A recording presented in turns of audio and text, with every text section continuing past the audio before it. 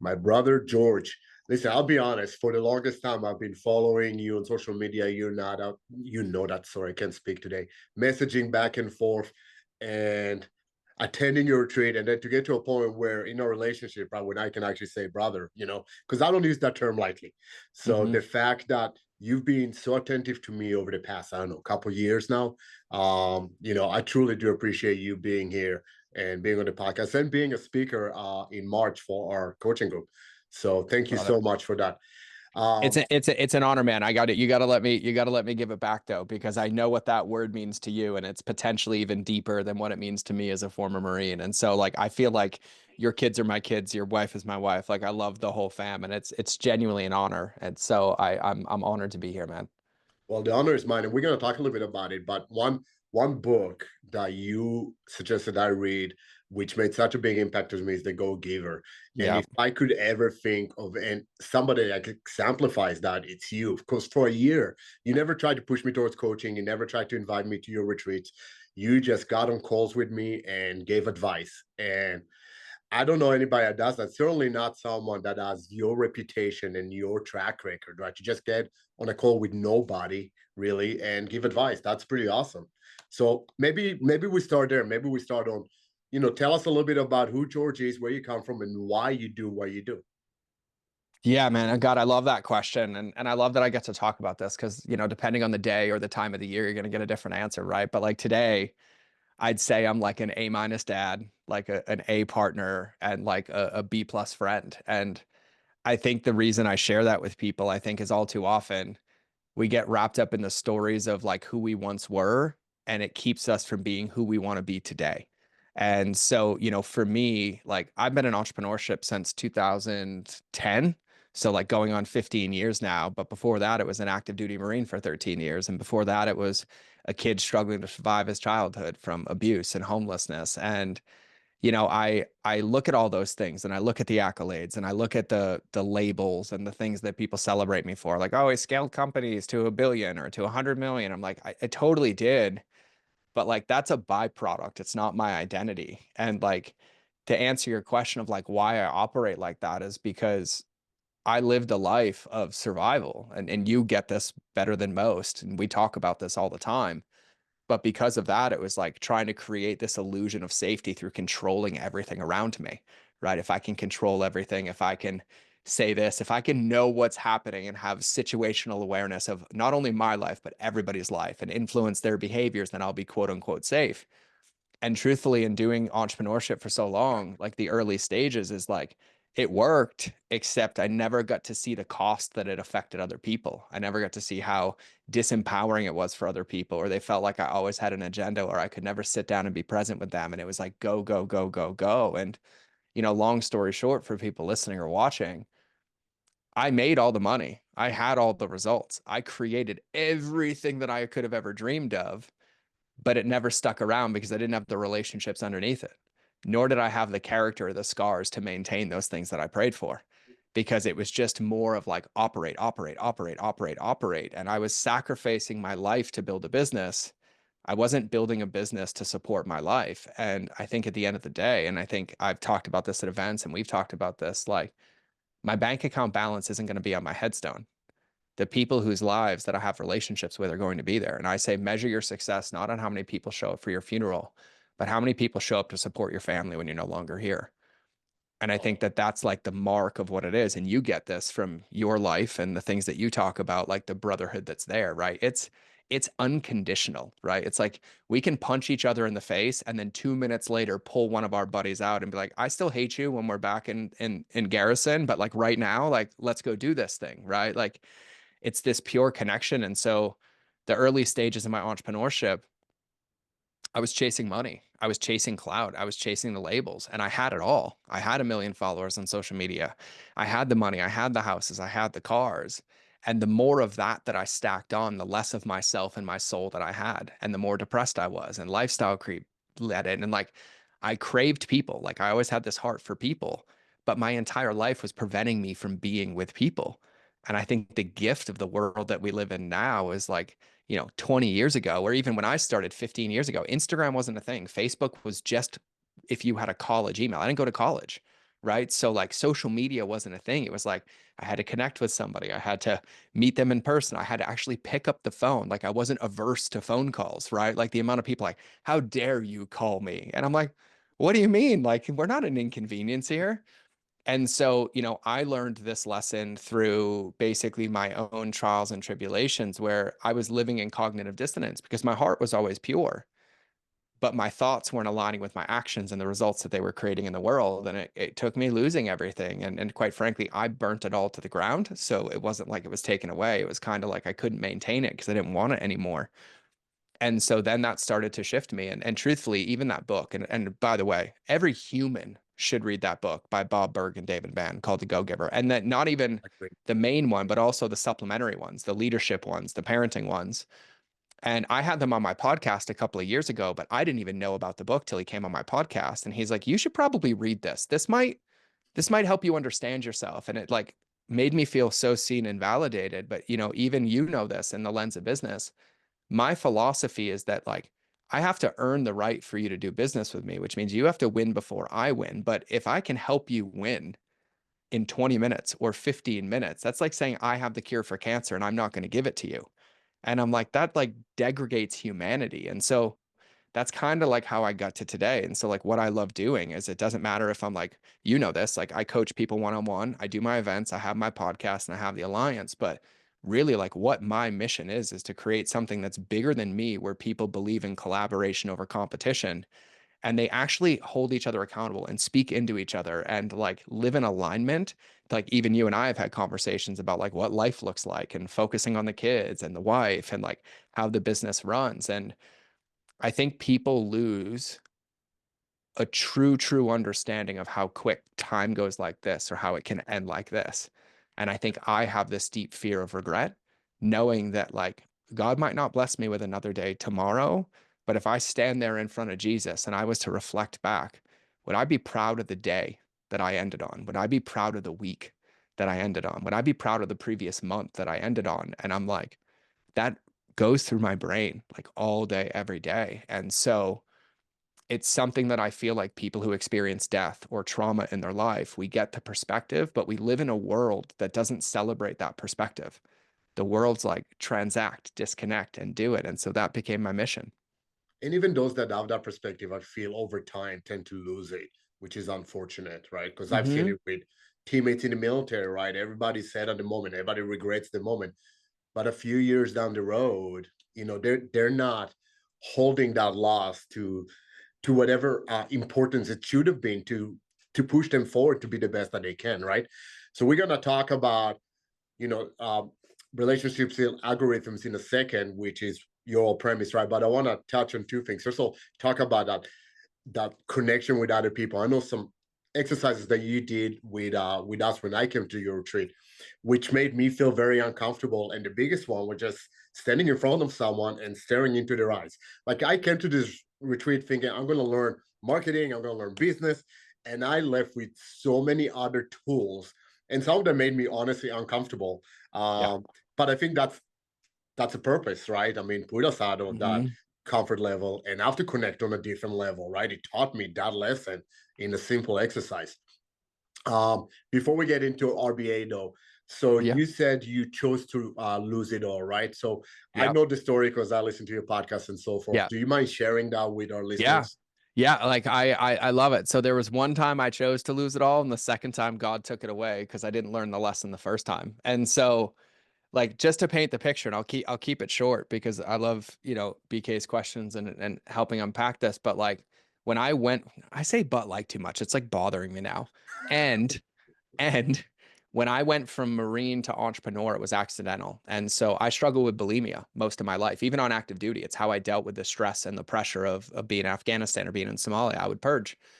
And so I, of course, hid in plain sight. So I'm like this Marine six-pack competitive athlete. Nobody will know that I'm really deeply struggling, just hide in plain sight. And so in Afghanistan, after losing my dad and losing way too many friends, it kind of shifted. And I realized I was committing slow suicide and I didn't have a purpose for my life. And so I was like, I got to fix this. But I didn't want to tell anybody, right? Typical George, like, let's do this all alone, right? Lone wolf.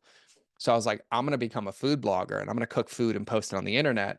And when I post it, I'm going to know the world sees it, which is going to hold me accountable to eating healthy. I'm just not going to tell anybody.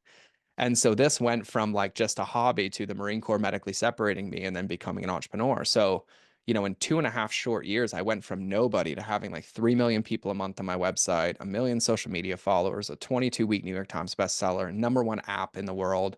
I was on national media tours, like speaking on big shows, turning down Dr. Oz, like all these things. And I was miserable. Like, I was 270 pounds. I weigh 5'7", just so everybody, I'm 5'7", just so everybody knows. Like I'm 170 right now, right? I was 100 pounds heavier than I am now.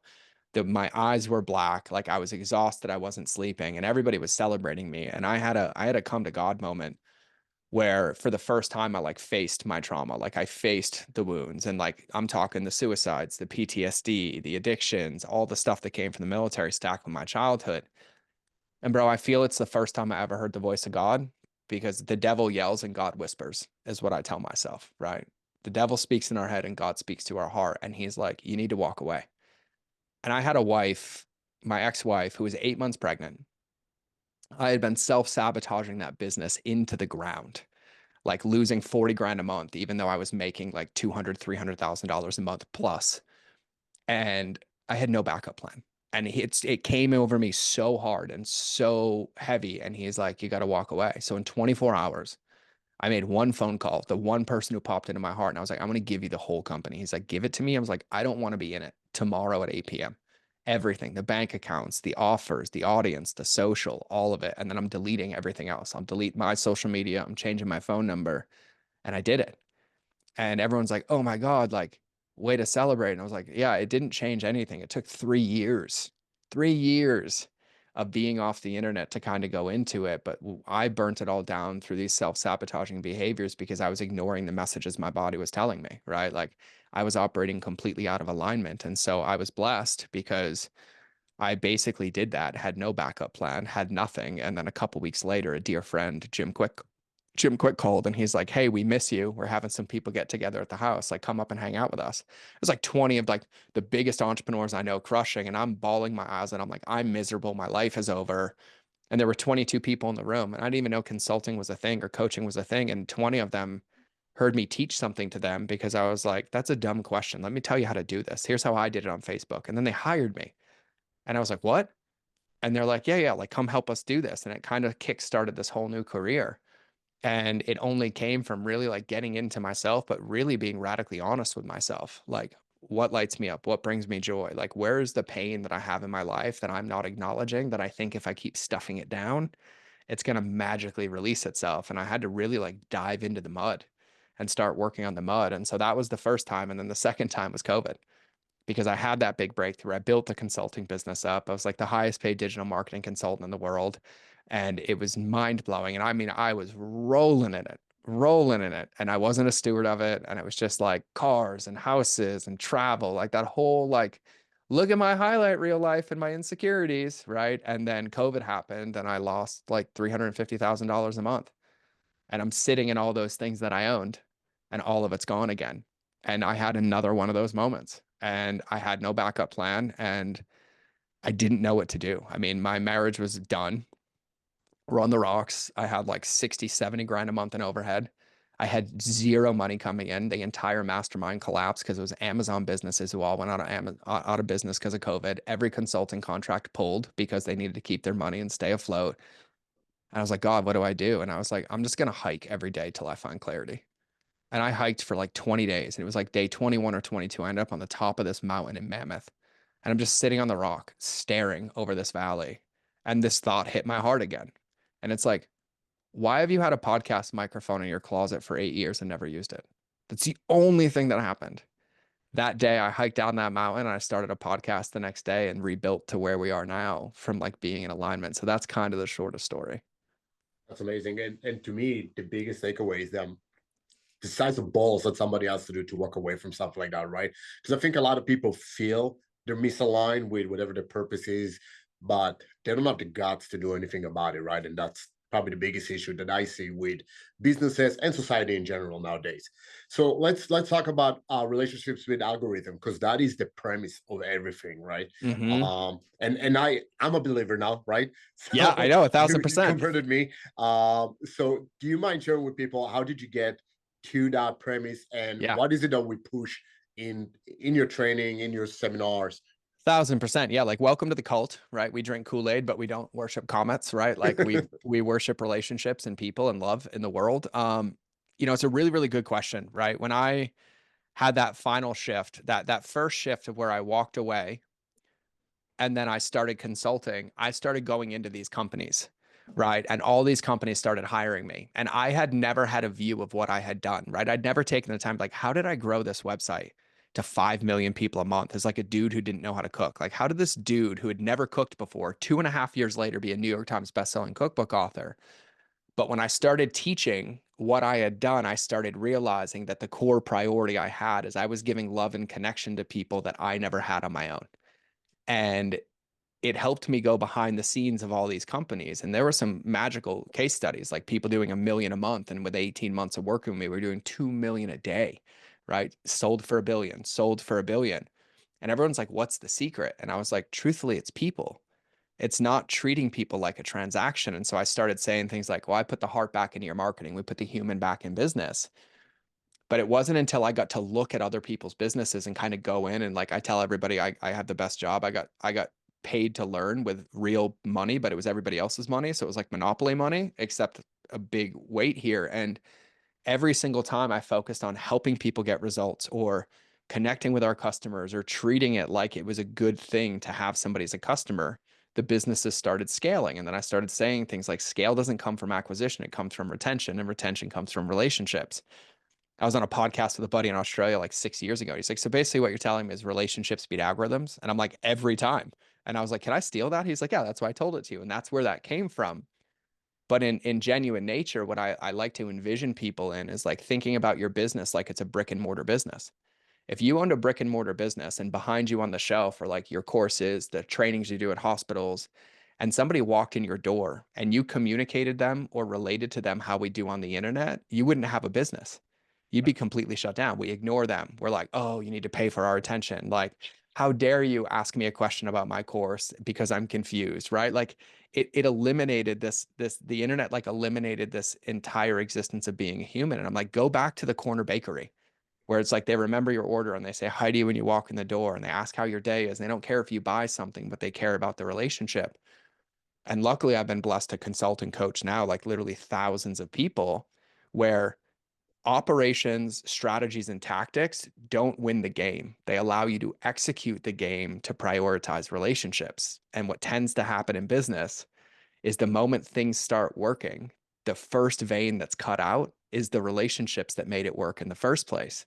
And so now, and like, I've worked in every industry. I've had chiropractors and plastic surgeons and coaches and consultants and physical I can't even tell you, like, I've had battery companies and women's health products and sex toy companies and women's empowerment things. And like, you name it, we have it. But what I tell people is, like, as entrepreneurs, it doesn't matter what your business, even if it's coaching, even if it's training, right? Like de-escalation or, tariff threat protection or, self-defense. Our job isn't done when we teach it. Our job is done when they have the skills to use it again without us. And that's the thing that's been missing. But when you prioritize that and you make that your needle mover, not your revenue, not your results, but like the results that people get, the revenue doubles and it triples. And so for me, that's what relationship speed algorithms mean. It means putting the person before the product, like putting the relationship before the revenue. And we all know, like, everyone listening to this has been to a car dealership. Like, how does it feel when they're like, I'm going to go talk to my manager. I'm going to go talk to my finance manager. And you're like, okay, like, I'm in your circus. But then you have another experience where he's like, oh, what do you need? Like, I'd love to help you. Oh, do you have any questions? Like, no pressure here. And then those are the people we buy cars from. Right. Right. And so it's the same premise applied to business, but it's forgotten about. And it's also not taught publicly because everyone's like chasing the next thing, chasing the next thing. But they forget about all those bridges that they burned and that your reputation is the most important thing that you have when it comes to business. And so that's where relationship speed algorithms came from. But then when you take the things that I teach and coach, like messaging and marketing and customer journey, and you have that relationship centric approach, it almost becomes unimaginable the results that people are able to create because it's the missing ingredient. And the thing that I say to everybody is that we forget whether somebody's following us on social media, whether they're agreeing to come to our event, whether they're whipping out their credit card, is they need to feel safe. You don't feel safe in transaction. Like, how does it feel when you get ignored at a restaurant when you sit there and the hostess doesn't look at you? You're like, I'm going somewhere else. Or they're rude when you're just simply asking if you can see a menu. You will leave that restaurant and then you will tell everybody else to not go there and you didn't even eat the food. It's because you didn't feel safe. Relationships and connection is what makes people feel safe. And it's kind of like the lost art. And I love it because like I don't think I'm ever not going to have a job just based on the state of the world. But literally the best strategy and tactic to build and scale your business is to stay connected with the people who are paying your bills. Those are the ones that we need to have relationships with, right? And so that's what I mean by relationship speed algorithms. I love it. And for those that know me, right, and the listeners for the most part do know that that's how I run. For example, my hospitals, right? I don't go and say, okay, this is what I have. I go and ask, what do you need? What's your problem? What's your challenge? Maybe I have a solution for you. If not, let me give me the opportunity to try and find one for you, but Yep. try to solve their problems rather than sell my own things. And arguably what we did with our training facility here, we canceled all memberships. We now focusing on building a community. The training is a byproduct of that community right now. I really want to stay in line with what we discussed, but my mind going is like, how is AI going to mess all of this up, right? And their relationships and the interpersonal relations. But we're going to leave that for a different Well, podcast. well, we'll do it on a different pod, but I can hit it in like 90 seconds, right? Okay. And I use AI a lot, right? But I also love asking AI if it can ever replace me. And I had it pressure test relationship speed algorithms, and it basically told me that I will always beat AI. Because here's the thing and the way that I see AI. AI speeds up the process of getting things done that get in the way of us being in a relationship, right? So it gives you more time to invest in a relationship. But like to take that point, a lot of people have that fear. AI is incredible and it's literally accelerating at like a mind-numbing rapid pace, right? But Right. we're also so discerning as human beings. And of course, there's going to be people that just want to be transacted with. Like they're like, give me a robot in my house and get rid of humanity, right? But those aren't your people in the first place. Right. But if you're not willing to relegate your marriage to AI, then you're never going to lose to AI in business either, right? Like, are you going to really let ChatGPT write your love letters to your wife or handle your automated text messages because it's Don't only give away my secrets, buddy. My wife is listening to this.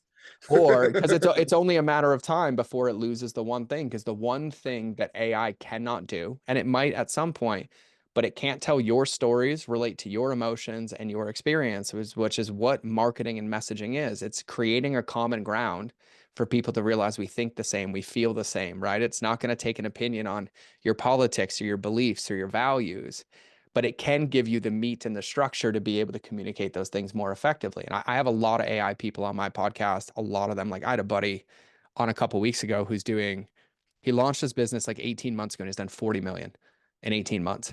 And he uses AI. And the number one thing he said is AI does not replace relationships. Without relationships with my team and without relationships with my customers, none of this would have worked. We just use AI to remove the things that stopped us from being in relationships with them. Right. And so I think it's important, but also the fear mongering that comes with it actually prevents you from taking an action either way anyways. And so I think it's an important tool to have and to have access to because we should be aware of the things that are happening. I mean, I think I saw some foreign country where they're bringing AI into the classroom for kids and they're like, we're going to start using it and teaching it, which is like incredible. So I tell people like, don't be blind to it. Don't resist it. Don't, go against it, but like Not understand going how it anywhere. works. It's not going anywhere, but it's never going to replace human because I like fast forward and it's like if Terminator takes over and Skynet comes in, right?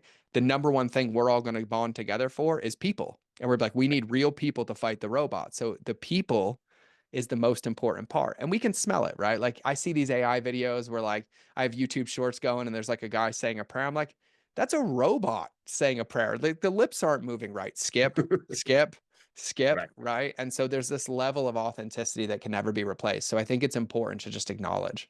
Yeah. No, I agree. And you know what? I'm glad that you said that because you hear all these doomsday kind of projections with AI. And I choose to, similar to you, to think of it as an augmentation, right? It's a way for me to do some things better right? I always make the analogy to medicine. I think that bedside doctor is always going to be the bedside doctor, but maybe the interventions would be better and less mistakes because we allow AI to do what AI needs to do, right? So A I agree with you. thousand percent. So, that's actually a good transition to the next question, which there's a lot of mistakes that businesses do, and specific entrepreneurs, you're big on the customer journey, which you alluded Hmm. to. So, I know in the retreat, and I don't want to take away everything from the retreat. I actually want people to go. And if you're Yeah. listening to this, you certainly should. But you refer to some fatal mistakes that people do. Hmm. Um, what is the biggest one? If you could share one that people Yeah. across the board. Yeah. Yeah. This is good. So yeah, and luckily you can't take away from the retreat because here's the wrapping paper. The meat of it comes at the retreat, but this is probably the biggest one to be aware of. There's three core mistakes, and these are public on my podcast as well. So like you can go find them. Um, and the three of them that I call them, and I'm going to talk about the first one. The first one's called the zone of doubt. The second one is called the inverse journey, and the third is called the fire hose, right?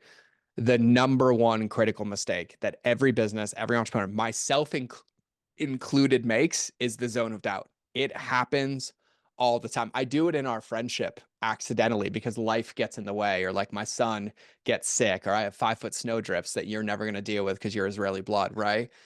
You're like, give me humidity and give me heat. And I'm like, oh Yep. my God, I'm going to sweat to death hanging out with you, BK.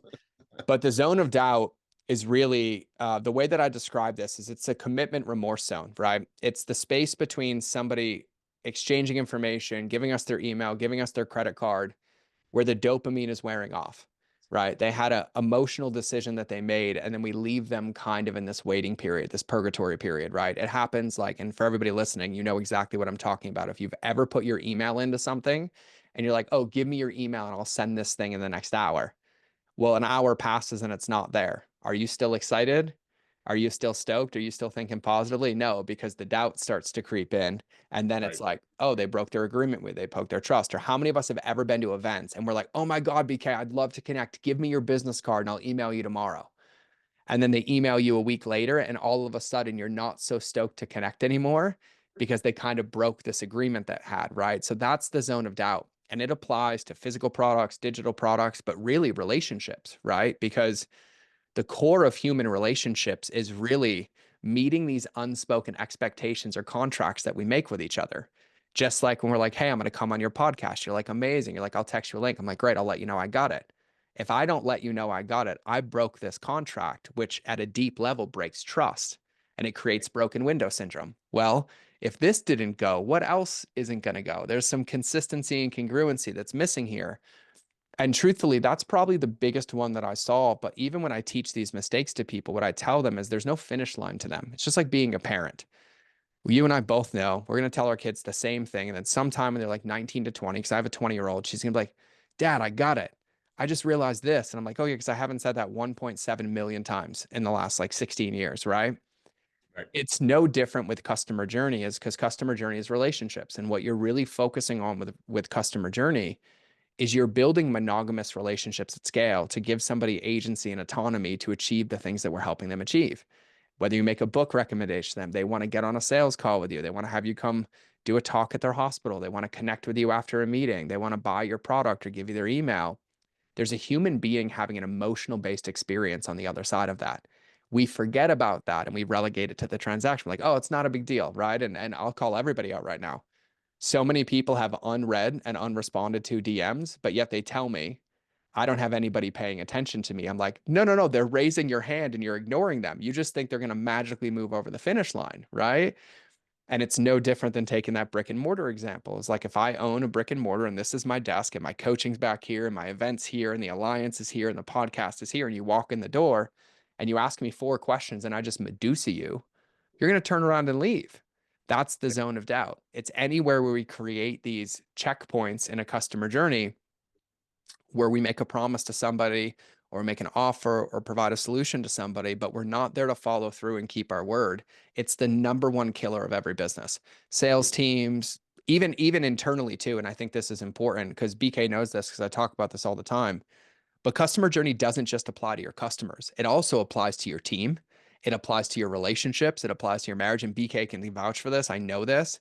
when you start applying these customer journey frameworks to your intrapersonal relationships, your relationships skyrocket because you're communicating clearly, you're setting expectations. And so it's one of those muscles that is so ubiquitous, but it's like having a tool in your toolbox of like, oh, if I'm overwhelmed, I should remember to breathe, right? Oh, if something's not happening right, I should probably make sure I'm not making these customer journey mistakes because that could be the simple solution to what I'm solving for problems that don't really exist yet, right? So the zone of doubt is the biggest one, and it's rampant too because like I do it accidentally, but like I did it with you. We connected, then you texted me, and I'm like, "Hey man, I'm sorry. It took me a couple days. Here's what happened. I'm ready. Let's book the show." Right? Luckily for you, I know you're busy and I didn't hold it against you. 1,000%. And you could still text me more. I tell you this all the time. You're never going to burn me out on texting me. I love texting you. But I think that we just forget so much. We complicate business so much and we complicate the customer journey so much that we forget that we're all just humans trying to get better. We're trying to move away from pain in our life or towards pleasure in our life. And on either journey, if you're the person that somebody's reaching out to, you're basically their Yoda and they just want to be seen and heard to be navigated on that journey. And all too often, that zone of doubt and the reason it really, really happens is we think the moment somebody says yes to something, the game's over because, like, oh, we got them. No, that's when the game begins. Like, your marriage didn't end when you got married. Your marriage started the moment you said, I do, right? Like, it's like a reset. Okay, now the real work begins. Like, how are we going to keep this together? How are we going to communicate? How are we going to keep the spark alive? It's no different when you're guiding or leading people in any business, right? And I know you do this so well because I've watched you facilitate and I watch you train. But even in any skill that's an applicable thing, and even if like you have kids and you're listening to this, we don't ever tell our kids one thing one time and they like go get it. They'll come back to us and we remind them and we guide them. But then the worst feeling as a parent is like that feeling of like your kid feeling isolated and lost because it like eats at us and we're like, oh, I'm not doing a good job leading them. And I think that that's the core of it. And truthfully, why people ignore doing business this way because they think there's an easy button, right? Like I'm entitled to this money. I'm entitled to these people. No, like there's a level of responsibility that's required, but that level of responsibility and how much you love it is directly tied to the revenue that you make and the legacy that you leave. And so that's the biggest mistake people make. Yeah, I think it all ties back to trust at the end of the day. And I will add one more relationship to all that, which you speak about a lot, is our relationships with ourselves. Yep. So I think that zone of doubt, I mean, holding ourselves accountable, right? I'm going to say I'm going to do something and then I don't do it. I just broke that trust with myself, right? So my image of self now deteriorates because of it. Because I think you said it, and I know you said it because I took it from you, but the only person we're going to spend 24/7 with, for the rest of our lives is ourselves. So if we don't have that expectation set and we don't abide by it, ultimately we're the ones affected. So 100% love it. So I'm going to make a little bit of a 180 and stop talking about business a little bit and take it a little bit more to personal, which I think still everything ties together, but from a different angle. And I'm going to kick it off by mentioning the one exercise we did at the retreat. So just to frame it for our listeners, your retreat was last January, and I just Yep. came back. The one I attended, at least. I know Yep. you've had a retreat since in Montana, so I flew over. But that was about a month after I came back from my first deployment with this most current war, which stirred a lot of things inside of me. And I go to this business and marketing conference. I didn't think would be a big deal, but then you had everybody do a breathing exercise. You had to slide down and breathe, and there was some responses to that exercise, which I did not expect. A lot of it had to do with the noises around from other people and the Yep. screaming and the yelling, Yep. which I've never seen a breathing exercise resulting in screaming and yelling. So that was new to me.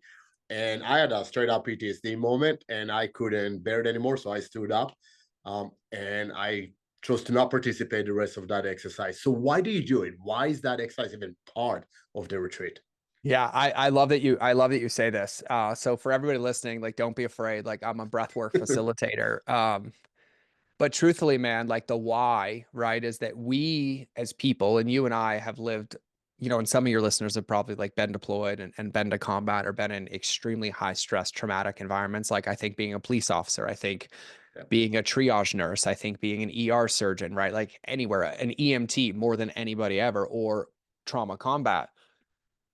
When you have those situations in your life, you turn into operator, right? And entrepreneurship is a very, very big trauma inducing ecosystem. Like you can have $100,000 month and then lose it all. You can be on the verge of bankruptcy and then save it at the end. You can have your dream client say yes and then pull money back out and do a chargeback. You can have your dream team member be like, I'm in all the way and then quit, right? Like it is, let's be honest, it's a minefield, right? Like it Yep. is a minefield. And 100%. when you live on a minefield, your job is to operate and to get over the finish line. But what we forget about is the toll that it takes on our body and our emotions. And it starts to harden our heart, starts to harden our emotions, and it starts to put blinders on till we just become this operator. And truthfully, breath work is one of the most powerful tools in the world. And you know, they all look different. Some of them are 45 minutes, some of them are 2 minutes. And everybody listening to this can think of a moment where you've been really, really stressed, really, really strung out, like, oh my God, my world is ending. And you've either gone on like a 10-minute hike or a run or to the gym, or you just sat there and let yourself breathe for a minute to relax. And all of a sudden the emotions just started coming out, right? In breath work, we call it purging. Our bodies know what to do, but we never allow ourselves to off gas and release. And truthfully, this is weird that I know this, but we're the only mammal that doesn't have a built-in autonomic response to release our stress. Like if you've ever seen an antelope almost get eaten by a lion and it survives, what's the first thing it does? It Yeah. shakes Okay. and then it goes back to eating grass, right? We look at children that are like 6 and 7, anywhere from like 4 to 7, and they'll be on the playground. They'll be best friends with somebody. Somebody will steal their sand toy. They will have a meltdown. They'll cry or throw something. And then 2 minutes later, it's like nothing ever happened. Yep. Society makes it wrong, but your body knows. And so it's called purging, right? It's like when you're yawning, when you're crying, when you're laughing, when you're moving, when you're shaking, when you're screaming, it's your body releasing all that stuck emotion that truthfully clouds our thoughts. It clouds the way that we think and we operate. And then we try to operate in this traumatic state or this controller state, and we miss the signs. And you and I both know, and we've both done this, and I know I'm speaking for both of us, where we'll be so focused on the target because we're like so stressed and so willing to get it done that we miss the important pieces that would have helped it be done easier or a little more effective or a little safer, right? And so for me, one of the things that I say to people is like, you can't scale your business till you can scale yourself, right? And truthfully, the biggest tool that you have is not your ability to be numb, it's your ability to stop a reaction and choose a response. But if all that stress and all that pressure comes in, it just boils over. And then we end up in the entrepreneurial burnout cycle, right? Where it's like, go, go, go, go, go, crash. I'm removing myself from the business. I'm running away. I have to get off grid, like, oh, and then we jump back in again. And so, you know, I joke with people all the time is like the one thing that we take for granted until we no longer have it again is our breath. It's the one thing your unconscious mind does by default, but it is what gives you life. And for me as a man of faith, right? That's God speaking into me. Like he spoke me into existence with breath. It is the number one tool, but it also requires that we can connect to our bodies. And a lot of times we're very uncomfortable in our bodies. Like the world we live in now is like if a kid is like being a kid, they're like medicate him. And we're like, or he could just be a kid, right? And I think a lot of us entrepreneurs have that as well, but we think we're supposed to be robotic. And so for me, breath is something I do every single day. And sometimes it's just like a minute in the morning of like just intentionally taking 5 to 10 deep breaths. Sometimes it's box breathing. Sometimes it's Wim Hof breathing. 30 times throughout my day, I'll get off a heavy call and I'm like, okay, this isn't mine. Like I'm going to breathe through and release this, right? And that's why I make it a part of the events. And everyone's different because, you know, the last event that we had, everybody was like, I'm into breathing. And we would just do these short 5 minute stints. And everyone's like, I'm so ready. I'm so here. Some of them are laughing and they're all a little unique and different depending on what you have in your body. But to your earlier point, we spend most of our life avoiding the one relationship we're guaranteed to spend the rest of it with. And a really good mark to tell how grounded and in your body you are, which is a place of power to be like, okay, the world's coming at me. There's symptom, there's diagnosis, there's disease. Okay, there's a new this coming in, is your ability to sit in it and not allow it to change your emotions. But we don't have that. And I've had billionaires on my podcast, guy worth $70 billion. And he's like, 1,000%. The only reason I'm successful is because I don't look at failures as stress opportunities. I look at them as learning opportunities. So I allow myself to feel the feelings and then I remove myself from the business until I'm not in the experience. And then I go make a logical decision based on what's in front of me. And so I have entrepreneurs test this all the time, and everybody's listening to this. You can try this. If you can't take a poop without your phone, you've never lived a day in your life. If you can't right now pause this podcast and go sit in a couch for 10 minutes, no notes, no journaling, no nothing, and be peaceful, then you haven't related to yourself or have a relationship with yourself or built it enough to be able to maintain what's coming. And I said this earlier that oftentimes we pray for things or we envision things or we quote unquote manifest things that we don't have the character and scars to maintain. Because the thing that most people don't recognize is like in entrepreneurship, there's no smooth sailing. All Right. you do is scale the amount of pain and commas and zeros and decimal points that are associated with that pain. But when you go from a solopreneur to having 5 team members, well, now you have yours and 5 other people's. When you go from like, oh, I lost my dream client at 100 grand a month, that's worth $1,000. When you get to 1 million a month, that's worth $15,000. When you get to 10 million a month, that's worth $150,000. And what your nervous system has to be able to do, and this is why I love the military and our backgrounds in it, is it basically teaches you to shrink your world as small as possible, to get back into the things you can control, to calm your mind and not allow the noise around you to dictate your reactions, which get people hurt or killed in combat. But in Right. entrepreneurship, it causes massive pain or situations that you can't get out of. And breathing is the number one way to be able to do it at will anytime that you want. And you think about it, it's breathing in cold water, right? And it's so easy to set an alarm on your phone 3 times a day that goes off that says breathe for 1 minute. And you'll come back into your body, you'll come back into that moment, and you'll probably have clarity. And so all too often we wait until the pressure is like a pressure cooker and the lid explodes and the steam comes out. And then we have relationship issues. We like purge on our team, we project out on our customer. We have a customer says they don't want to work with us anymore and it's just a fear and we're like, how dare you, screw you. But really they were just having a fear, and if you connected with them they might stick around. And so we cause all this permanent damage based on temporary feelings because we can't regulate our emotions. And so breathing is the easiest way for your physical body to be able to self-regulate, to be clear and grounded, knowing that the situation in front of you isn't going to change. The only thing that changes is your perspective and how you operate it. And this is why I use like triage nurses all the time, is because imagine the symptoms that they're presented with being in an ER as a triage nurse, right? Like people come in like, I'm having a heart attack, I'm dying, I'm not going to make it in 30 minutes. And they're like, sir, I hear you. You're having a panic attack. I need you to breathe, right? Yeah. Or yeah, right. Or like I sliced my leg open and I hit my carotid artery. I have 6 minutes until I'm living. And they're like, sir, no, you haven't. Like boom, boom, boom. Right. We tell ourselves these stories, but when we can just take a step away, we're state changing our body. I mean, and it doesn't matter who you see. Everybody does this. Tony Robbins does this. The best leaders in the world do this. Me as a breathwork teacher does this. And so for me, the most important thing for entrepreneurs and coaching entrepreneurs, and I coach people at every level, your level, 5 grand a month, 10 grand a month, 100 grand a month, 1 million a month, 5 million a month, is we have to understand that we're the most important tool in the toolbox. But if the tool is running us, we're already going to lose the game. We have to be able to utilize the tool, which means we have to be able to scale ourselves to scale our business. Yep. And the tool has to be in functioning, manner, right? Functioning. So if I'm not 100% of myself, then I can't do well by anybody or right by anybody else, right? And that's always the issue. So I didn't manage that exercise very well. I'll be the first one to admit it was challenging for me, but I have ever since. And you can ask my wife.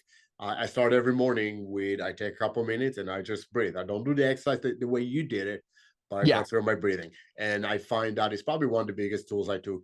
With all the knowledge that you shared in 3 days, Yep. that's probably one of the biggest tools. Um, so you mentioned faith a lot, and then over the past few months, I don't want to say turn around, but you certainly connected on a much deeper level than Yeah. and I haven't known you for that long, but just following your journey, I haven't Hmm. seen that level of connection that you have now. So how did that come about and how does that affect the way you operate? Oh, bro, what a good question. Yeah. So, the running joke is like, for years, I was running to search for God and I didn't realize he was here the whole time. He didn't need me to run, he needed me to surrender.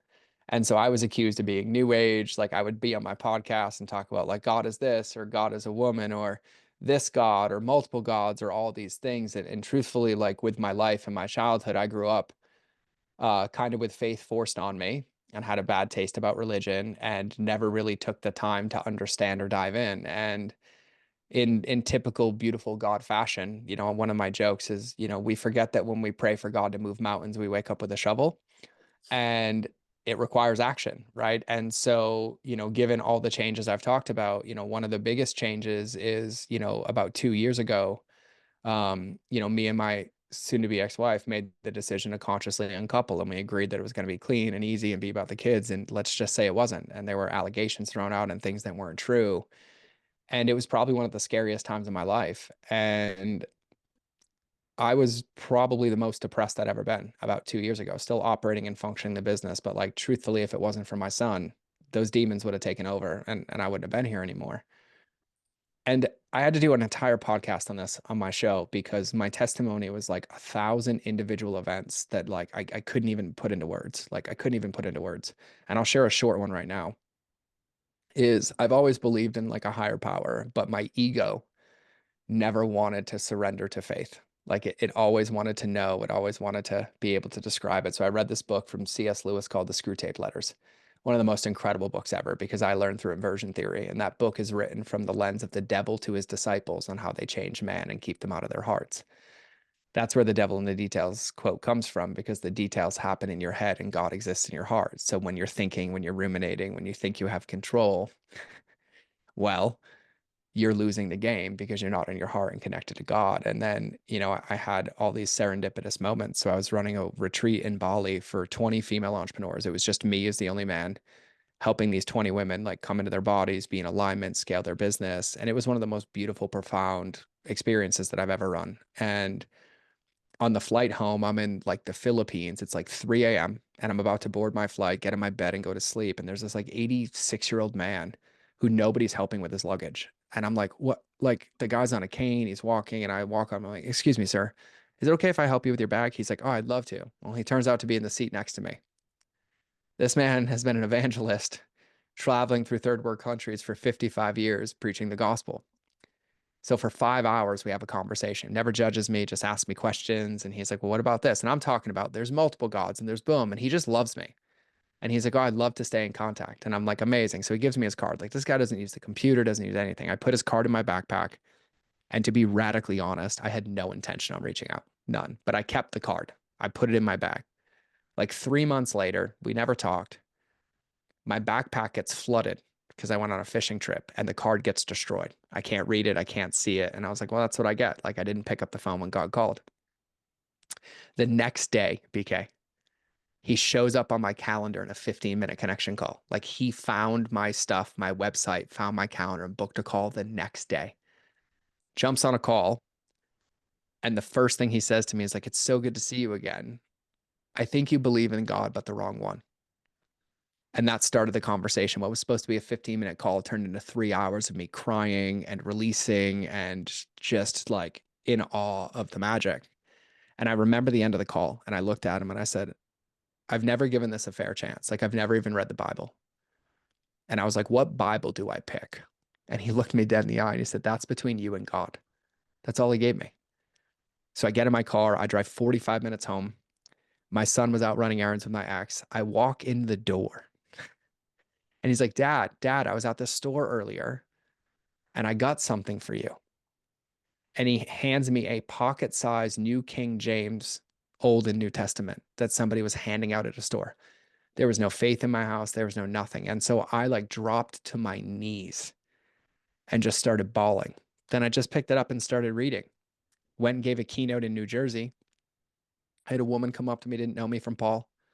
And she's like, I feel like there's a lot of spiritual warfare around you. And it just basically spoke into me. You're dealing with this, you're dealing with this, you're dealing with this, you're dealing with this. And I was like, uh-huh, bawling my eyes out. And she's like, can I pray for you? And I was like, 1,000%. I felt this peace come over me. And she recommended a book called The Believer's Authority by Kenneth Hagin. On the flight home, I read it. I'll never forget this. I got home, I landed at like 11 p.m. and I've always prayed. Like I learned how to pray on combat, but I never gave God credit, right? Like when you're in those moments, you just say, God, help me. And we forget that he's there the whole time. So I start praying, but for the first time, I changed my prayer from request to active. And I'll never forget this because you think your breath work was intense. I'm in the shower, I'm sitting on the floor and I'm praying. And I just went from, God, please help me, God, please help me, to like, in the name of Jesus, I demand that all evil and all darkness and all spirits attacking me be removed from my life. And bro, I started crying and then I started coughing and then I purged in the shower for almost 45 minutes. It was like demons were coming out of me. And at the end of it, I've never felt more peace in my life. And like this warmth rushed over my body. And I just laid on the floor of the shower for I don't even know how long. And I just felt alive again. Like the Holy Spirit filled my entire body. And it humbled me so deeply and so gravely. And then I called my best friend TJ and I was like, hey, brother, like I need to recommit my life to Christ. And we went out into a mountain lake on April 6th and it was cold and we had to walk out 100 yards and we baptized each other in a cold Montana mountain lake. And that's kind of how I came home to faith. And, you know, I was a pretty big skeptic of a lot of things because I wanted to control and have ego over so many things. And one of the ways that I even, put myself into this is I was just consuming, like there was a lot of scripture showing up on my YouTube and on my social and all these things that were just like speaking to me. And I heard this guy say, because I don't have credit for this, he's like, well, listen, I'll give you an easy way to dispel this. And he's a man of faith. He's like, if I'm right, I get to spend eternity with God and everybody that I love. And if you're right, then you just live in nothingness. But why not take a bet and take a chance? Because if I'm wrong, I'm still going to end up in the same place that you do. And it like broke my brain. Like Yeah. there was no way to hide from that moment. And then it changed me at a deep level. And to your question about like, how do I operate this? I basically got on a call with my CEO and was like, if this doesn't spread the message of Jesus, the love of Jesus, or the kingdom of Jesus, then we don't get to do it in the business anymore. And we rebuilt the entire vision. And it's like, treat We still people accept Jews. 1,000%, my friend, 1,000%. As long as you'll accept me. But yes, 1,000%. Always. And the thing that I remember is I had a masseuse who never told me about faith, never talked about it. And even in that moment, like a couple days later, I walked in and before he was doing my sports massage, I said, hey, will you pray for me? He knew nothing about my life. He put hands on my back and spent 30 minutes praying with me. And I cried on the floor. And the thing that he looked me in the eye and said, he said, here's the most important thing. Don't worry about religion. Don't worry about church. Worry about your relationship with God, but just run everything through this filter. Like if Jesus was standing in front of you, what would he do and how would he treat somebody? Yep. And that's just kind of become my mantra. So I'm one of those that always, similar to you in the past, believe in a higher power, just didn't want to give a name to it. And it may be ego. It may be also that growing up in Israel, it was shoved down all around me because religion is everywhere, right? But very similar saying is I'd rather live as if there is a God and be wrong than live as there isn't and find out I was right. Yep, a Or thousand did percent. I That's a say it way better way to backwards? say that. Yeah. So no, I can appreciate everybody has faith. My ex-wife was very religious and we used to get into these arguments all the time. Because even though I did not perceive myself to be a religious individual, I'm pretty well versed in the Bible just because growing up in Israel, it is part of the curriculum. It's part of the curriculum. Yeah, I can speed up verses and I can argue it on an analytical level very well. And she used to tell me, you're a self-hating Jew. And I'm like, no, I want you to convince me. I want what you have. I just can't connect on that level yet. So I am always happy for people that did find that connection. I think that is great. Mm-hmm. And those that haven't, such as myself, hope we keep trying. Well, Um, I think, and I want to close this because like I think this is the most important part. And if anyone's never watched the show The Chosen like brings the Bible to life. Like 33% of the people that watch that show aren't even Christian or believers or anything. It's incredible. And I just remind everybody of this. Like there was a man and a thief being crucified on the cross next to Jesus, whatever you believe or don't believe.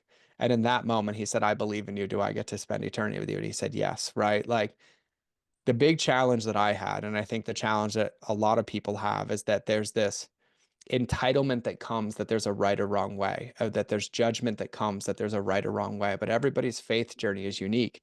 And the number one thing is, if we go back to the basics, like judgment doesn't belong. If that's involved, that's on you, not the other person, right? Like our job is to love everybody, and everybody's relationship with God is not through an intermediary. It's between them and their heart and their communication with God. And I think that it's such a profound point, because I've had people, like, even since I've been in this, I have people attacking me, and I'm like, I love you. Like, I'll pray for you. Thank you. Like, I didn't say you had to change anything. I'm like, I'll still come eat dinner with you. Like, I choose not to swear anymore, and God removed that for me. I didn't say you had to, right? Like, if you think your Jesus swore, like, let him swear, right? Like, he flipped over tables in front of the Pharisees, right? Like, in the sanctuary. And so it's like, I think this whole thing of like, and it even is spread throughout our culture, is like, everybody has an opinion of how everybody else should live their life. And even in entrepreneurship, right? We get driven so much through the more itis of comparison of like, well, they did it, I have to do it. Well, they did it, I have to do it. And like, the number one thing I help people do to scale their company is like, but how do you want to do it? Like, what would light you up? And I think that faith is the same exact way, because people ask me like, well, why do you believe? And they don't like my answer. And it's like, because of my faith. Like, faith and fear both start with an F, and they both require a belief in something. I just choose the other side. Yep. And I think it really boils down to that level of simplicity. And man, I love you to pieces. But even in our world, even in our alliance, like, if you were to take that and throw it into a Christian church, the only person who could preach it is Jesus, because there is every political belief, everything here, gay, straight, bi, you name it. And I'm like, my job is to love people. That's my job. And then that's between me and God. And I think that that's the invitation for everybody. Like, that's what's missing. I miss when you and I grew up, wherever we grew up. Like, we'd go to dinner and be like, who'd you vote for? Like, oh, I can't believe it, I voted for this one. Cool, let's eat dinner. Right now, it's Right. like, you can't be in my family anymore. You can't communicate. And I was like, that's the devil winning, man. Like, whatever you believe, that's an evil force winning, because it's creating separation. And I think that that's the thing that I fight against so much. And I agree with all of that. So thank you for sharing that. Yeah, So, it's almost a hard cut to make by going from faith and love to savagery. But, being that, even though we're now in the Masada coaching, this used to be the silver savage coaching, right? And savagery, everybody, whether you're an entrepreneur and savage in the boardroom, or you're a savage on the front lines, right? Everybody's a savage in their yeah. world and life. And, you obviously had your background in the Marine Corps, and I know you're a shooter, long distance at that. So we always like asking our guests, what are some things that you're still doing to maintain that edge from a fitness standpoint, health, or I any love of the this. skills? And truthfully, man, I think it's the perfect tie-in, because to be a savage requires deep love of self, right? Like, I love how Jordan Peterson talks about this, right? But like Sun Tzu as well. Like, I'd rather be a warrior in a garden than a gardener in a war, Yep. right? And Jordan Peterson's like, I want you to be a dangerous man and never have to use it. Yep. And I think Or it's the so, idea, sorry to cut you short, but the no, idea of warriors go to war not because they hate what's in front of them, but because they love what's behind them. 1,000%. Like, I love that quote so much. And for me, like, even for me, like, that savagery applies to my faith. Like, it applies to me. Like, I just did a 7-day water fast. You know about this, right? Yep. First time I'd ever done it. And I replaced social media scrolling. I replaced caffeine. I'm still not on caffeine. It's out forever. It's decaf. I didn't allow YouTube unless it was scripture. And all I did was read my Bible. Right. And that was like the savagery. And so for me, I think the most important part of it, and I'm going to make a book recommendation for everybody as well, The Comfort Crisis by Michael Easter. One of the most beautiful, beautiful books about understanding savagery in the lens that we basically created this life that introduced comfort that made us all soft and lost meaning for our lives. So he talks What's about the like name of the book again? the comfort crisis.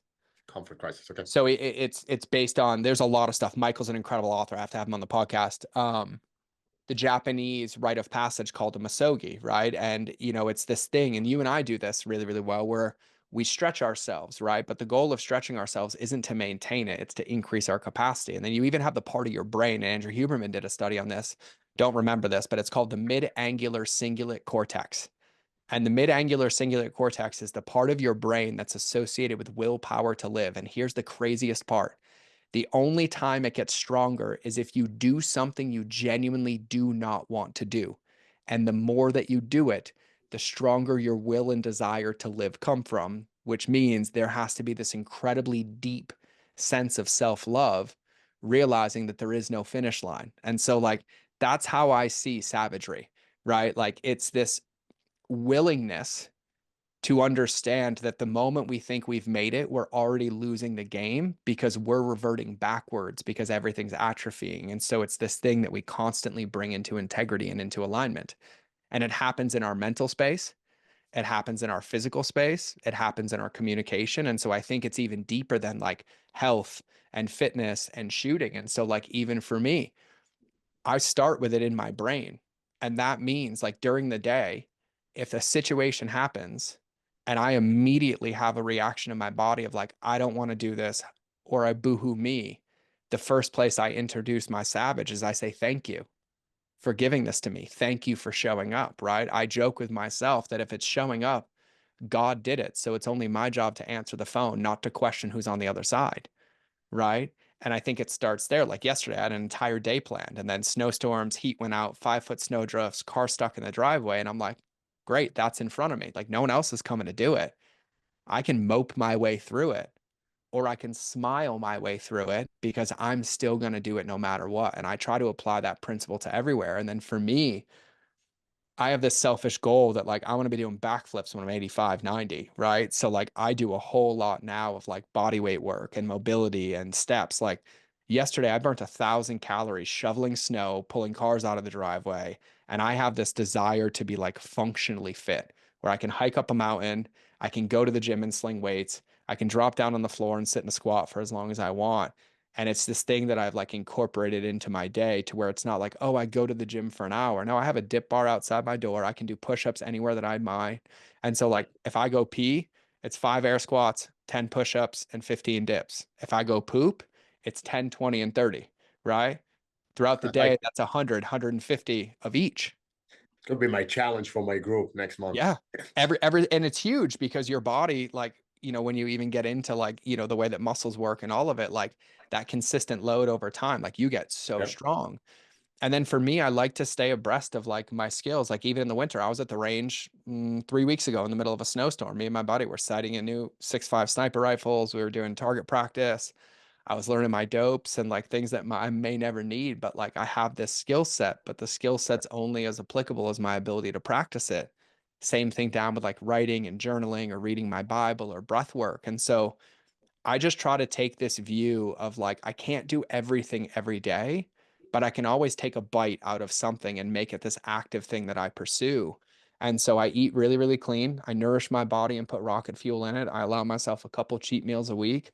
I fast, every couple of months, like a really, really deep one to get really connected to my body, to deny my flesh, but to also allow my cells to regenerate. And then whatever's in front of me right now in this season, it's snowboarding, shoveling snow, and sledding with my kid. Like carrying him up my back on a sledding hill is way better than anything I'm going to go do in the gym. Yeah. And it's functional. And so I just try to keep that edge everywhere that I go. And I try to do it with a smile on my face, right? I think that that's probably the biggest thing about the Marine Corps is like the running joke is like Semper Gumby, like no matter what they told us it was going to change and we were going to hate it, but we had to do it anyway. So we might as well do it together with a smile on our face, right? Yeah. And it's like chop wood, carry water, look at everything as an opportunity. Like even in the mornings, like I don't do ice baths in the winter, but in the morning, I'm like, oh, I just walk barefoot out in the snow. It was negative 30 Fahrenheit. In about 7 seconds, I felt like a savage. And I was like, I'm ready to go inside again. Right. And it's just these little areas where we look in our lives to take the long, narrow road and to avoid the wide, short road that feels so easy is how I try to maintain that in my day. Yeah, no, I love all of that. I think that's great. And finally, this will probably drop in a couple of weeks, but yesterday, my daily brief, which you're familiar with, was all about keeping a smile on your face. And it's probably the biggest advice I've ever got from my father going into basic training. It's like, it's going to suck and you're not going to have control over anything. Just keep Hmm. smiling. And that is completely 100% your choice. Yep. So I love that. So last question, and then I actually want you to leave our listeners with where they can find you and Yeah. information about the next retreat. But we always like finishing with if there's one takeaway you can leave our listeners with, one things they can do, whether entrepreneurship, customer journey, faith, savagery, whatever. What is the one lesson that you would like them to walk away with? I love this question. I'm just gonna share what came up on my heart. We're all gonna die, so don't let yourself die every day by not pursuing your greatness because you're worth it and there is no other you. And Love that it. means in every single bucket. If it's your business, right? You're not supposed to have all the answers and recipes. You're supposed to become the person to learn them along the path. If it's in your fitness, don't overcomplicate it, but know that you're worth it. And it's a compound effect. If it's in your faith, just pick up the call and give yourself a test or a tease. If it's in your marketing, just give yourself permission to try things that are different. If it's in your relationship, be the one that leads it, but understand that the moment you think that there's a finish line, you're already committing slow death and you're not living to your greatest potential. And my greatest fear, and it's a new fear, is getting to heaven and meeting God on Judgment Day and Him looking and be like, do you see all these treasures I had for you? I just needed you to show up and follow the path every single day. And I think everybody has limitless potential, but the world convinces us to limit ourselves because nobody likes the light shining in their eyes. Well, you're a bright light. Turn the frickin' volume up and be as bright as you can because no one else can turn it up, but there's a whole lot of people that can help you turn it up brighter. And that's what I like to do. Love it. Love all of that. Um, George, you have another retreat coming up, I and do in April. so where is it? Do you want to give us some info? Yeah, I'll give you the info. So the next event is in April in Montana. So you get to come experience the magic of Montana. It's April 10th, 11th, and 12th for general admission, and then 10th, 11th, 12th, and 13th for VIP. And like just for everybody listening this event, and BK can vouch for this because he was in the room, is somebody who's like never made a dollar online to like people doing 10, $15 million a year because we focus on principles. And so it's really about having the ability for you to navigate what's coming, but also to have the strategies and tactics to be able to get to that next level and bite it down. So we cover mindset, marketing, messaging, customer journey, and then we collaborate. And BK can speak to this too. Like everybody helps each other and everybody maintains relationships. Like, hey, I want to help you with this in my business. I want to help you with this in my business. And we facilitate this container over 3 days and we cap it at 25 people. So everybody knows everybody. And it's really about collaboration over competition. And then me and my team are there and my speakers are there on top of all of that to help you, give you the tools to scale that business to the next level, whether it's from 5 grand a month to 15 grand a month or 15 to 45 or 45 to 100. But we cover all of it. And then we do fun things like we'll close our eyes and breathe.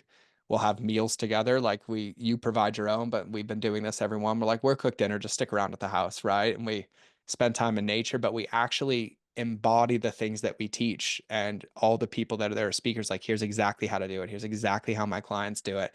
And we don't sell anything at the event. The whole point of the event is that you come and get everything that you need at the event. There isn't an upsell. There is no like anything. It's just if we can ever support you, we're here. And so that's who the event's for. So it doesn't matter if you're physical product, digital product, coach, consultant. I've had people with dog shoes on Amazon, to grief counselors, to consultants, to coaches, to people like BK. And so if you have a business and you have a customer, the event is for you. And so the easiest place, and if you want to see the pinkest website ever, it's mindofgeorge.com. My website is pink. I'm unapologetic about it. It's my favorite color. Here's my pink water cup. It's mindofgeorge.com. And the two things we talked about today, number one is the event. It's linked right on the top of the event. All the information's there, what we cover, previous people, all the testimonials, it's right there. And we basically keep the tickets as accessible as possible. And then the alliance as well, which we've mentioned, which BK is in and been in, is our basically monthly mastermind that I used to charge basically between 5 and 10 grand a month for, but I prayed to God and he said $100 a month.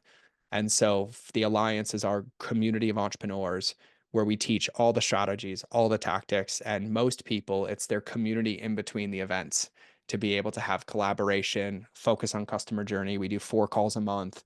We have a community on Circle. And so if any of those tickle your fancy, just let me know or just shoot me a DM on Instagram. If I can answer any questions, if I can help you, I would love to get to know you. And I know you'll put the link in the chat or in the description, but my Instagram is it's George Bryant. So it's ITS and then George Bryant. Perfect. And I will, obviously, I'm a little biased, but probably one of the best experiences I had. It was that retreat. I made a lot of friends. I'm still in touch with a lot of people from that retreat. If you can, and it doesn't conflict with anything else, try to take advantage of the VIP experience. I did not go in taking advantage of it, and then I ended up staying that extra day, which made all the difference in the world. You get a lot of value in the first 3 days, but I'm just saying that VIP, if you really want to get that almost one-on-one with George, like you said, the stuff they used to charge tens of thousands of dollars for, that's the opportunity and the community as well. So I'm Yeah. certainly going to link everything to these podcasts.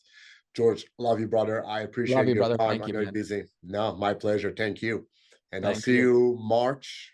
Forgot the date. I believe the 12th, whatever that Wednesday is, for our coaching community. I'm Um, stoked, man. I'm stoked. And yeah, the one note I'll say is like for everybody, the VIP day, it's me, my staff, and my speakers who stick around. And we only have 5 people come in, and we spend basically 10 hours deep diving into your business from each of us of like habits, behaviors, marketing, messaging, emails, pages, like anything you have is kind of like open up the hood and we have 5 mechanics come work and help you execute all of those things. So it's my absolute favorite thing. yep. No, it's awesome. Thank you, brother. Have a safe day. Stay warm. I'll catch you soon. Thanks, bro. Take care.